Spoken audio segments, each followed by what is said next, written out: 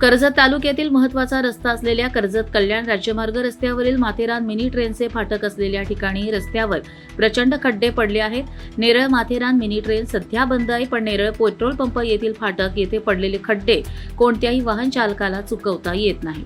दरम्यान मध्य रेल्वे प्रशासनाने ते खड्डे त्या भागात सिमेंट काँक्रिटीकरण बुजवण्याचे काम केले नाही आणि त्यामुळे मागील वर्षाप्रमाणे रस्त्यावर खड्ड्यांचे साम्राज्य आहे। कर्जत कल्याण राज्यमार्ग रस्त्यावर नेरळ पेट्रोल पंप भागातून नेरळ माथेरान नेरळ मिनी ट्रेनचा मार्गिका आहे। या ठिकाणी असलेल्या रेल्वे फाटक येथील डांबरी रस्ता खराब झाला। त्या ठिकाणी पावसाळा सुरू होण्याआधी रस्ता खराब झाला असून सार्वजनिक बांधकाम खात्याने त्या रस्त्याकडे दुर्लक्ष केल्याने रस्ता आधीच खड्डेमय होता। त्यात आता पावसाळा सुरू झाला असल्याने खड्डे पडलेल्या भागात आणखी खड्डे पडले असून नॅरोगेज ट्रॅकवरील रस्ता वाहतुकीस अडथळा ठरत आहे।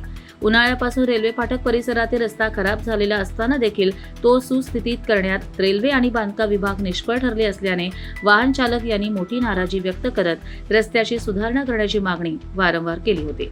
मात्र कोणत्याही सरकारी यंत्रणेने रस्त्याकडे लक्ष दिलेले नाही।